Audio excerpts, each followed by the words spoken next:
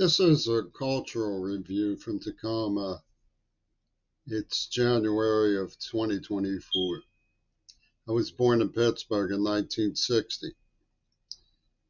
I'd like to describe for you a little bit about the reason that the administration and University of Washington intellectual circuits considered it a notch in their belt to murder Circe Kennedy. One of the things that goes on in these circles is astute dialogue about who is better or who is worse. It goes on in Pittsburgh at the University of Pittsburgh too. Putin or Biden, one can make a pretty strong case that they're both pretty contemptible. They spent the climate change age waging war, but they inherited situations from the Cold War that were used for lunatic ends by the Bush establishment. When we look at great powers of the past, one of the things that we appraise them for in their time of prosperity, whether it's Alexandria or the Ottoman Empire, is whether or not they offered prosperity for the people who they protected and whose power they represented. No one will mistake the era of Bush as having been an era of righting wrongs, global prosperity. All they're going to remember is atrocious oil wars, greed, betrayal of the Soviet Union in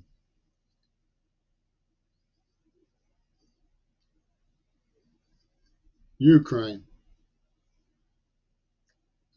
and NATO expansion. But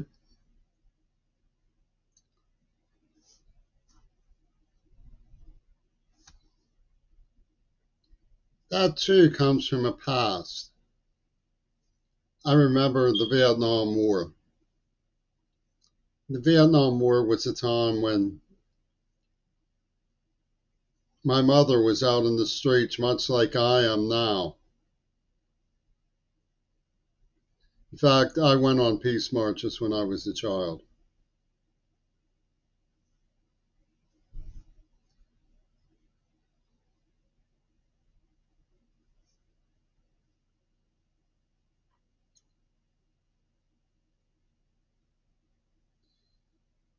So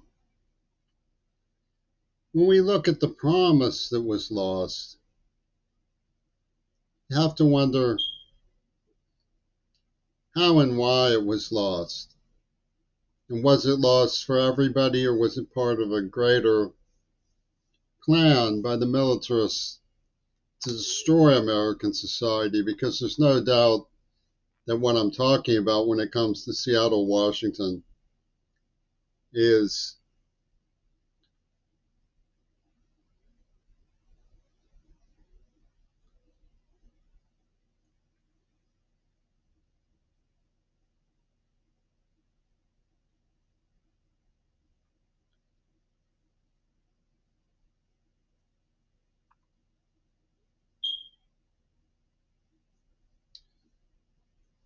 the destruction of American society. It's the great brag of people at UW Washington. People like Angela Davis, for example, to be destroying American society. And I would argue that they're in the pocket of Donald Trump. And that is the reason why they were so coarse as to murder Cersei Kennedy and think well of themselves for doing it. When you look at societies that are organized to serve a dictator, some of them are horrific for their intellectual class. One thinks of Martin Heidegger under Nazi Germany, who prospered under Nazi Germany, in comparison with Mikhail Bakhtin, who prospered under Joseph Stalin.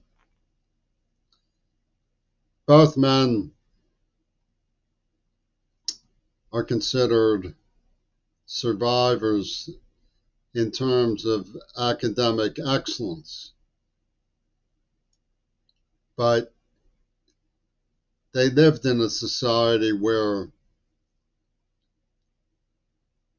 intellectual freedom was frustrated, punished, and murdered. So should we be angling for our own survival, particularly when the dictatorships in power who spent the climate change age fomenting even more war and destruction to the planet tell us that they mean well by us, which is highly unlikely. So what happened in the 60s that led through the 80s to the situation in the 2020s? Well, one of the things that is tragically part of the storybook forest of the way that Seattle used me is John Lennon's personality cult. It's important to see John Lennon's personality cult not so much in the lens of the 60s as in the lens of the 70s. It wasn't just that the anti-Vietnam War era erupted with a drug culture and a sex craze, but that there was a Hollywood dimension. There was a series of films. There was the capture of the idea of popular culture in America. Instead of thinking of ourselves as civilized and educated, we were taught to think of ourselves as vying for roles of lead zombie in the next incarnation of zombie movies. Night of the Living Dead in Pittsburgh meant far more to the bedfellows of the region than reading and studying and perfecting oneself. That's why they chose me to make me a dummy and a laughingstock. It's because I came from the family of a philosopher of education. And of course, they angled at me sexually as a child. So when we hear these today illicit and bizarre perversion stories of Bill Clinton, Stephen King, and the other weird people on Epstein Island, we need to bear in mind how the city of Pittsburgh and the University of Pittsburgh worked with Seattle, Washington to cover for the AIDS attack by a war game on Mount Desert Island called by the Obama administration Two Virgins Pussy Ball in honor of John Lennon's personality cult. Because the evidence for it shows that it was being planned all the time he was alive by 70s Hollywood. the era of Woody Allen, the strange schizophrenic secret story, I Never Promised You a Rose Garden, The Exorcist, Shaft, Night of the Living Dead, films of this sort, including Triple X, Death Camp 7, The Devil and Mrs. Jones. It was a horrifying sequence of films, sometimes called B grade, and their leader was an alliance with Hitler named Ronald Reagan. In my life was a man who came to introduce me to Truman Shemp, which contracts to Trump. Truman was the fourth stooge, and the Axis tripartite is what that decrypts to. And believe me, we are talking about language skills and deviant encryption. In Lenin's personality, he said, John Wayne, they say he whipped cancer, but it whipped him. It is meant to shadow and haunt. It was a film from '63 called The Haunting. It's meant to haunt in the way that the famous newspaper Dewey defeats Truman, when really Truman defeated Dewey. But what the subtext of that is that Truman defeats Hitler was just as false. The haunting was yet to begin. The Croquet Registerkroner, who was married to John Lennon, said, "Don't be afraid to be afraid." What is that if not turning around? Franklin Delano Roosevelt, the only thing to fear is fear itself.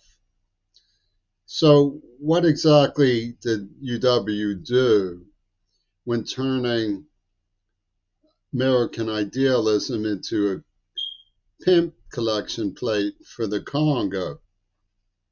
What they did was they peddled a one-night stand to a gang at Carnegie Mellon University called Radio KKK. They seduced the queer ball, as he was called, in a one-night stand, predicated on the ideas of sexual liberty and fraternal congress on campuses, which was part of the sexual liberation movement. That some would argue against Pope Carl's delusion-mongering attack prostitution syndicate was a form of getting acquainted. Now, we have challenged that with lethal force through the AIDS attack. But the method that was used by Mick Jagger basically spelled out a drama club school that said it works fine because Matt Marcus, the dictator of the scene at Carnegie Mellon University, and his bedfellows, Robert Fripp and John Schulman, slept around quite a bit, was that this would work so long as there weren't people like Jimmy Queerball, a pretentious pretender to seeking a lasting relationship when he stuffed clay in his ears, made himself deaf, and is a jealous jackass who promises lasting relationships, women he intends to use just to get laid, resulting in the tragedy of baby killing. Well,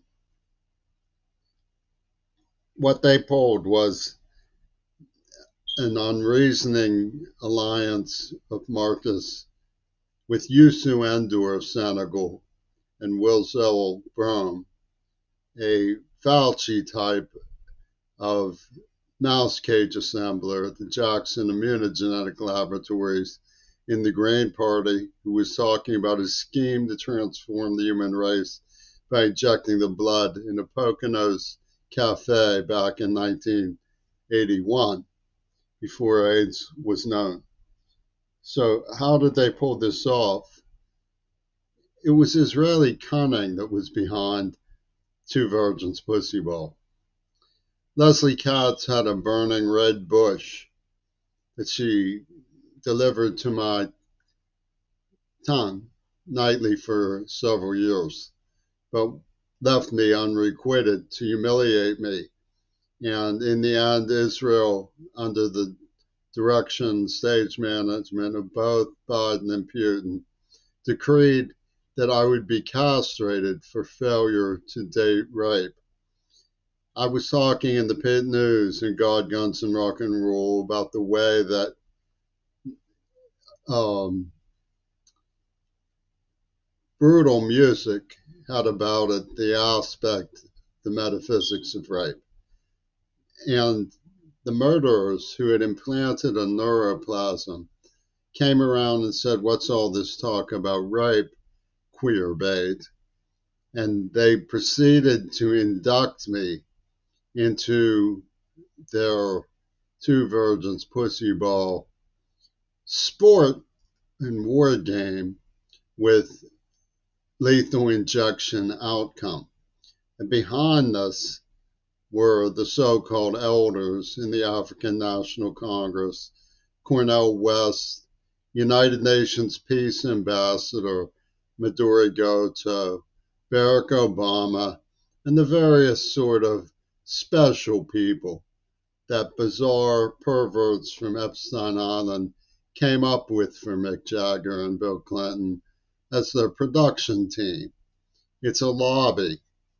I think it's important to understand that there were professional educators who did seem to feel that making love with your partner was not eccentric and was not immoral. It was manageable. Harvard Healthcare has addressed issues like that.